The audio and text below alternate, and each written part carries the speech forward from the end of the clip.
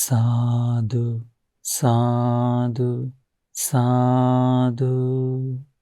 नमो तस् भगवतो अरहतो सम्मा संबुद्धस्स। साधु साधु साधु। हमारे परम पूज्य गुरु जी को सादर प्रणाम। साधु साधु साधु। श्रद्धावान उपासक उपासिकागण, भगवान की वाणी अमृत देने वाली है।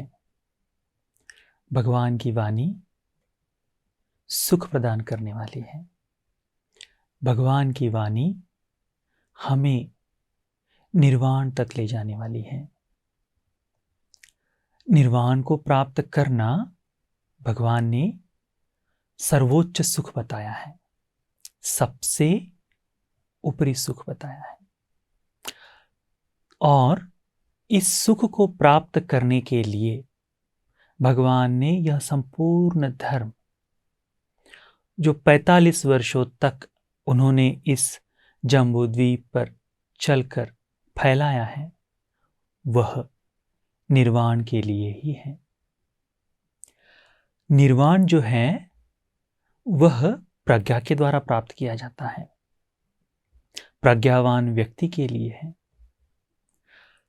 परंतु हर व्यक्ति इस जीवन में प्रज्ञा को प्राप्त नहीं कर सकता। हर व्यक्ति इस जीवन में निर्वाण को प्राप्त नहीं कर सकता। तो ऐसे व्यक्ति के लिए जो इस जीवन में निर्वाण को प्राप्त न कर पाए, तो क्या वह व्यक्ति सुख के बगैर रहना चाहिए? नहीं। भगवान कहते हैं कि सुख जो है प्रत्येक व्यक्ति के जीवन में उत्पन्न होने वाला है। इस दुनिया में लोक धर्म कहे जाते हैं 8, उनमें से सुख और दुख, ये दोनों लोक धर्म हैं। प्रत्येक व्यक्ति, प्रत्येक पुरुष, प्रत्येक स्त्री, हर सत्व, हर प्राणी जो इस लोक में जन्म लेता है, वह सुख और दुख इन दोनों से युक्त होता है। सुख और दुख इन दोनों को भोगता है। यह जो सुख और दुख है, उसकी भिन्नता इस समाज में देखने को मिलती है। भगवान कहते हैं दुख भोगने वाला तो दुख भोगता ही भोगता है, परंतु जो सुख भोगना है, यह सुख भी अलग अलग तरीके से बांटा जा सकता है। आज जो हम चर्चा करेंगे, आज जो हम सुन रहे हैं, उस धर्म में भगवान ने सुख के 4 प्रकार बताए हैं। इस सूत्र का नाम है अनन्य सूत्र। इस सूत्र में भगवान ने 4 तरह के सुखों के बारे में बताया है। हमें देखना है कि हम इनमें से कौन कौन से सुखों से अपना जीवन व्यतीत करते हैं, अपना जीवन जीते हैं। तो देखकर बड़ी प्रसन्नता होगी, सुनकर बड़ी प्रसन्नता होगी कि भगवान ने जिस सुख के बारे में बताया है, वह सुख तो मैं भोग रहा हूं, उस सुख को मैं अपने जीवन में देख रहा हूं। तो भगवान के ऊपर श्रद्धा जागने में बहुत मदद मिलेगी। और जो सुख अपने जीवन में अभी है नहीं, उससे अपने जीवन में पाने के लिए, प्राप्त कर लेने के लिए इस सूत्र से हमें बड़ी मदद मिलेगी। तो देखते हैं सूत्र भगवान ने किस प्रकार बताया है। भगवान बुद्ध उस समय श्रावस्ती में विद्यमान थे। आप जानते होंगे कि भगवान बुद्ध को जो दायक थे, जो दानदाता थे, जिन्होंने जेतवन विहार भगवान को दान दिया, वे अनाथ पिंडक सेठ, वह सेठ जी को भगवान बुद्ध ने यह उपदेश बताया है। भगवान कहते हैं कि चत्तारिमानि गहपति सुखानि अधिगमनीयति। गृहपति गृहस्थों को इन सुखों को प्राप्त करने का समय समय पर प्रयास करना चाहिए। पाली का पूर्ण वाक्य है कि सुखानि अधिगमनीयानि गिहिना काम भोगिना कालेन कालं समयेन समयं उपादाय। गृहस्थ व्यक्ति ने समय समय पर इन सुखों को अपने जीवन में उत्पन्न कर इन सुखों के साथ जीवन में वास करना चाहिए करके भगवान बताते हैं। भगवान कहते हैं कथमानि चत्तारि, वे कौन से 4 सुख हैं? कहते हैं अस्थि सुखं, अस्थि सुख यानी जो है उसके बारे में। फिर कहते हैं भोग सुख, जो भोगा जाए ऐसा सुख। फिर भगवान कहते हैं अनन्य सुख, अनन्य सुख के बारे में बताया है। फिर उसने भगवान ने कहा अंतिम सुख अनवज्य सुख।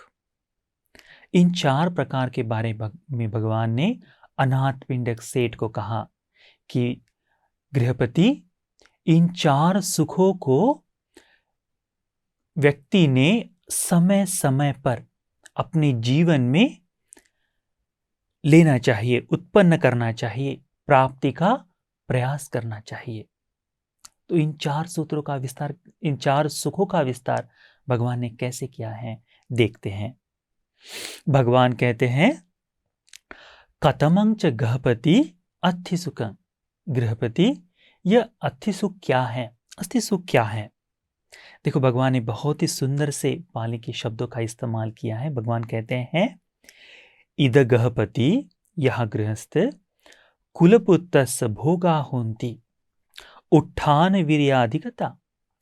गृहपति, यह जो गृहस्थ है वह तत्पर होकर प्रयास करते हुए वीर्य को आरंभ करता है।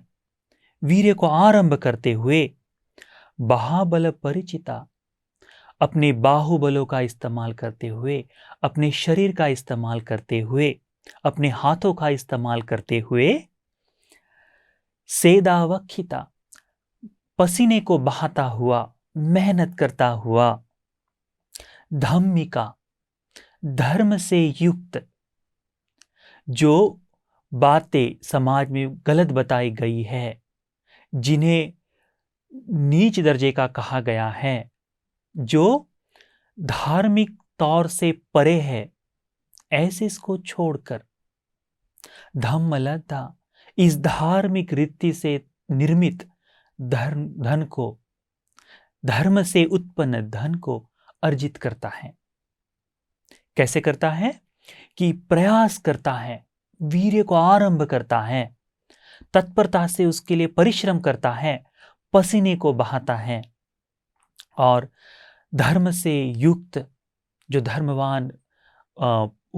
धर्मवान जो बातें बताई गई है, जो मार्ग बताया गया है, जैसे कि हिंसा आदि को छोड़कर, बाकी मनुष्यों के खरीदी बिक्री का व्यापार छोड़कर, चौर्य कर्म को छोड़कर, या फिर जैसे नशीले आदि पदार्थों के व्यापार को छोड़कर, शस्त्रों आदि का व्यापार छोड़कर, जो धर्म से युक्त जो व्यापार है, ऐसे व्यापार को करते हुए वह धार्मिक रीति से, धर्मता से धन को अर्जित करता है। भगवान कहते हैं कि वह जो भोग है, वह भोग, वह जो धर्म से अर्जित कोई किया हुआ है, उसे देखते हुए यह गृहस्थ सोचता है। क्या सोचता है? कि यह जो धन मैंने अर्जित किया है, यह जो संपत्ति मैंने प्राप्त की है, वह संपत्ति मैंने धार्मिक रीत्या, धर्मानुकूल इकट्ठा की है, स्वयं का पसीना बहाकर इकट्ठा की है, मेहनत से की है, प्रयास से इकट्ठा की है। यह जो संपत्ति है अब मेरे पास है। यह जो संपत्ति है, यह संपत्ति होने का सुख है, मैंने धर्म से प्राप्त किया।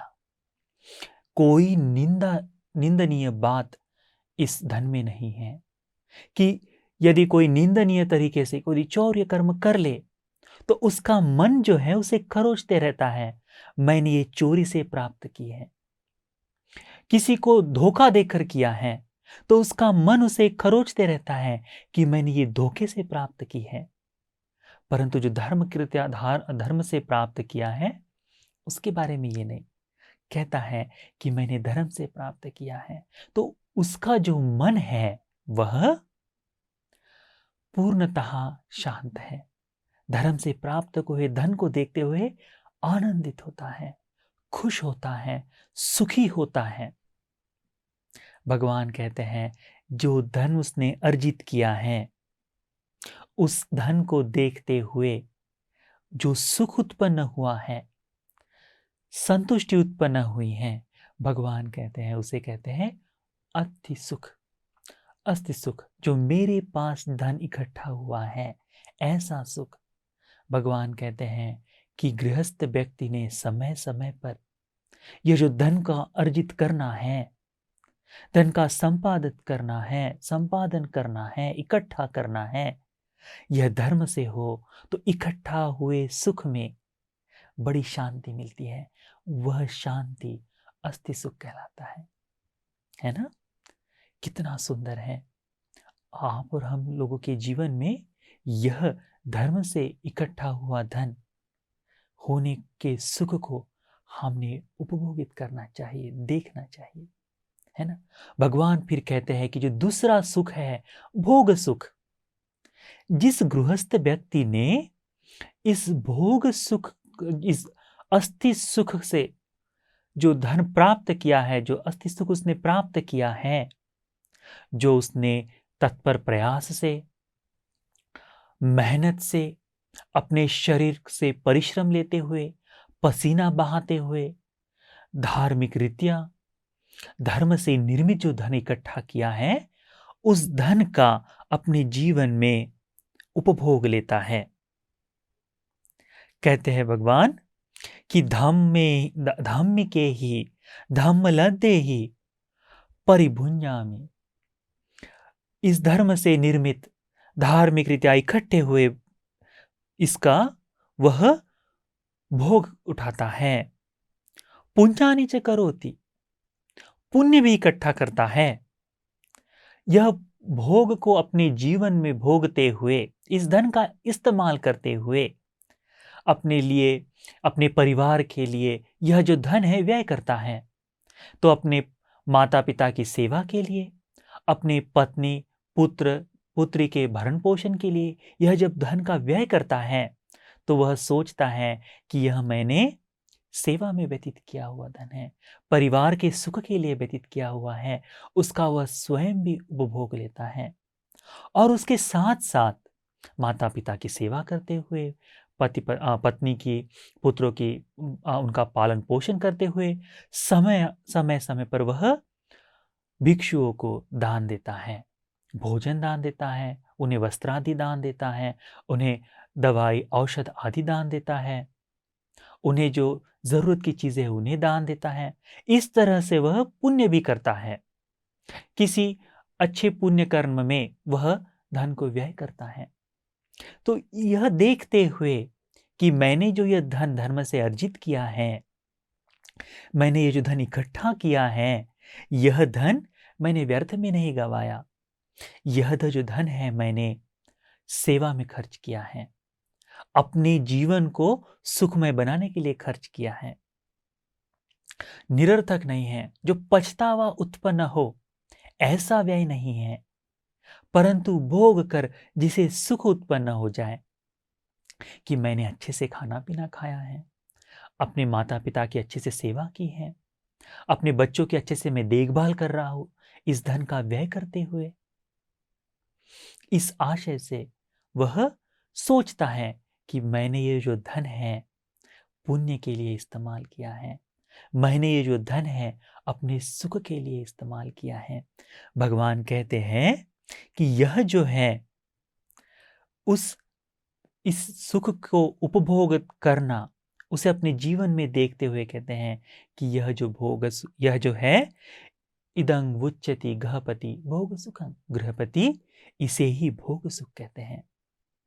हमारे जीवन में भी भोग सुख की मात्रा हम देख सकते हैं। संतुष्ट होते हैं जब हमारे बच्चों को हम कपड़े खरीदते हैं, माता पिता को नए कपड़े खरीदते हैं, घर में जब राशन भरते हैं, तब मेरा परिवार सुख से खा रहा है, मैं सुख से जी रहा हूँ। उसे देखकर गृहस्थ व्यक्ति जो है संतुष्ट होता है। वह कहलाता है भोग सुख, संतुष्टि को देखकर।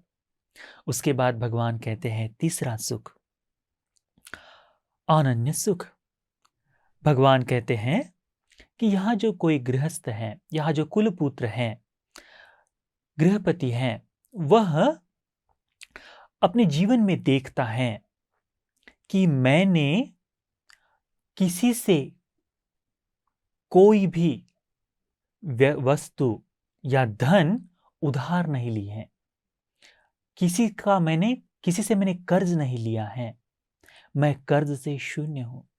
हम देखते हैं कि अनेक समय विवाह आदि बड़े उत्सव के समय या किसी बड़े सी समारंभ के समय जब पैसे की कटौती हो जाती है तो हम कर्ज ले लेते हैं, और उस कर्ज को चुकता करने के लिए हम निरंतर अपने मन में चिंतन मनन करते रहते हैं कि कब इसे चुकाएंगे, कब चुकाएंगे।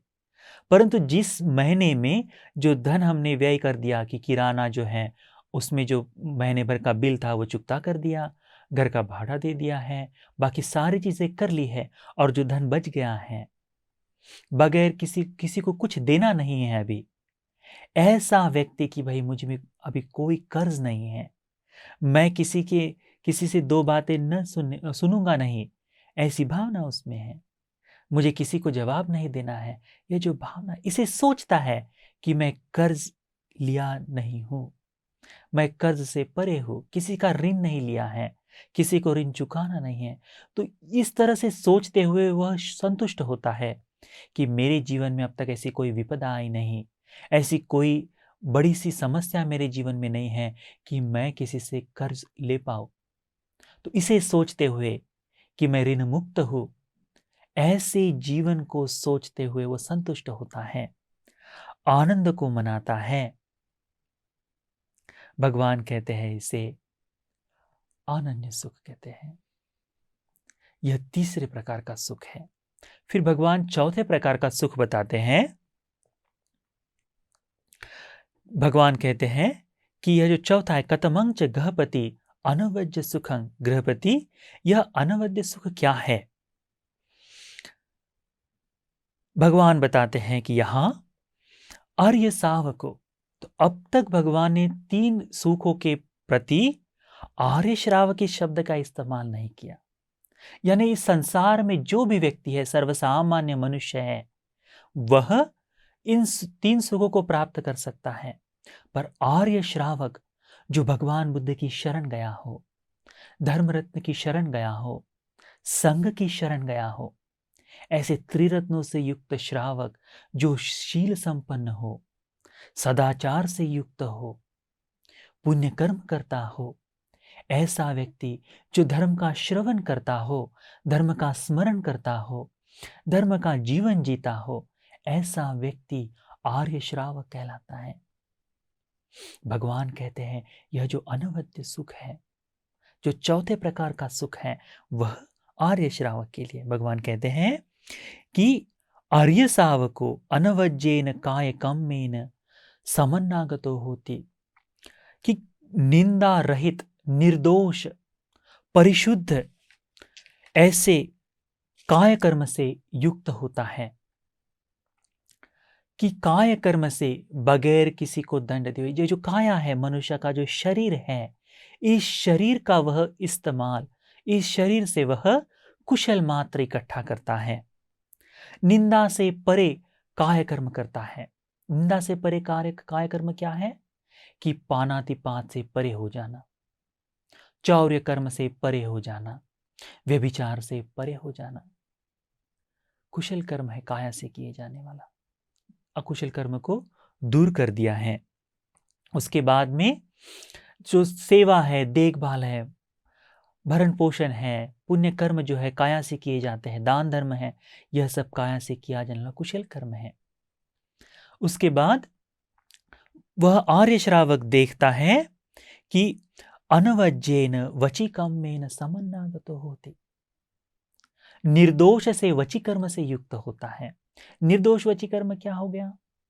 झूठ नहीं बोलता, निंदा नहीं करता, बकवास नहीं करता, किसी में फूट पड़े ऐसी वाणी नहीं बोलता, चुगली नहीं करता, कठोर वाणी का इस्तेमाल नहीं करता, ऐसी वाणी इस्तेमाल करता है जो सत्य से युक्त हो, ऐसी वाणी का इस्तेमाल करता है जो लोगों को इकट्ठा करे, मितभाषी होता है, मधुर ऐसी वाणी का इस्तेमाल करता है। कौन? आर्य श्रावक। भगवान कहते हैं कि निर्दोष ऐसी वाणी का अपने जीवन में वह प्रयोग करता है। वह उसके बाद में भगवान कहते हैं कि यह जो आर्य श्रावक है वह अनवज्येन मनोकाम्येन समन्नागतो होति। मन में उठने वाली जितनी बुराइयां हैं, राग, द्वेष, मोह, दूसरों के वस्तु के प्रति जो मोह है, लोभ है, लालसा है, मत्सर है, इन सब से परे हो जाता है, इन्हें छोड़ देता है। इनसे परे होते हुए मन में उठने वाली जितनी भी गंदगियां हैं, इनसे दूर होते हुए वह समय व्यतीत करता है। तब यह आर्य श्रावक अपने जीवन में देखता है कि मैं जो यह समय व्यतीत कर रहा हूं, मैं जो यह समय जो जी रहा हूं अभी इस समय, वह अकुशल कर्म से परे है। मैं निर्दोष सा जीवन जी रहा हूं, मैं वाणी से निर्दोष जीवन जी रहा हूं, मैं मन से निर्दोष जीवन जी रहा हूं। कितना सुंदर है देखो। भगवान कहते हैं कि काया, वाचा और मन, इन तीनों से जब व्यक्ति निर्दोष जीवन जीता है, ऐसा निर्दोष जीवन जीने वाला व्यक्ति जब स्वयं ही चिंतन करता है कि मैं ऐसा जीवन जी रहा हूं, तो उसके मन में अप्रतिम प्रीति उत्पन्न होती है, मन में बड़ी ही संतुष्टि उत्पन्न होती है, बढ़िया ही सुख उत्पन्न होता है, उसका मन प्रसन्न चित्त हो जाता है, प्रसन्नता से भर जाता है। भगवान कहते हैं ये जो प्रसन्नता है, यह जो सुख है, वह जो सुख है अनवद्य सुख है, निर्दोष सुख है। कितना सुंदर वाणी है भगवान की, कितनी मधुर वाणी है भगवान की। सुख तो इस लोक में अनेक है, परंतु यह जो अनवद्य सुख है वह मात्र और मात्र आर्य श्रावक के द्वारा ही अपने जीवन में भोगे जाने वाला सुख है। भगवान गाथाओं में भी कहते हैं कि यह जो पहले बताए 3 सुख है, उनकी तुलना यदि अनवद्य सुख से करे, ये चौथे सुख से करे, तो वह इस अनवद्य सुख के 16वें अंश में भी नहीं बैठता करके भगवान बुद्ध बताते हैं। तो यह अनवद्य सुख कितना सुंदर होगा, कितना सुंदर होगा, है ना?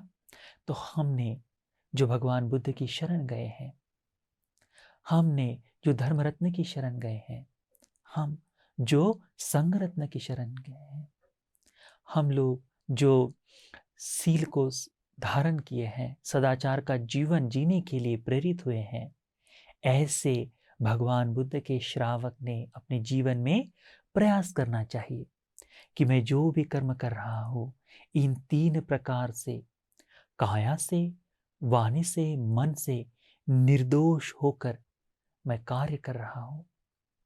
ऐसा भाव मन में जागृत होना चाहिए और इनको देखते हुए अपने मन में चिंतन भी करना चाहिए कि मैं निर्दोष जीवन जी रहा हूं। तो निर्दोष जीवन जीने का जो सुख है वह अपने जीवन को में इसी समय भोग सकता है। भगवान का धर्म जो कहता है कि सुख देने वाला है, वह सुख इसे अपने जीवन में देखते हुए कि मैं जो भोग रहा हूं, जीवन जी रहा हूं, वह एकांत में सुखदायी है। तो इसे सोचते समय अपने मन में भगवान के लिए बड़ी ही श्रद्धा उत्पन्न होगी, भगवान के लिए बड़ा ही प्रेम उत्पन्न होगा और इस कारण इस हेतु से वह अपने जीवन में धर्म की प्रतिपत्ति पर, धर्म के मार्ग पर चलने के लिए और प्रेरित होगा। तो हम उपासकों ने, हम उपासिकाओं ने प्रयास करना चाहिए कि इन 4 सुखों में जो चौथा सुख है उसको अधिक अधिक समय तक, ज़्यादा से ज़्यादा अपने जीवन में उतारने का प्रयास करने के लिए।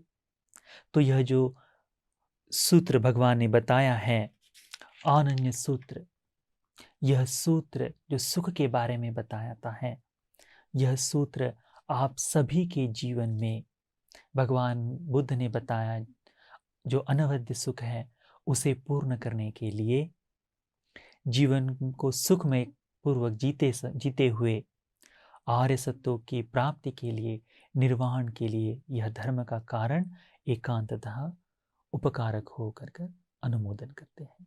साधु साधु साधु।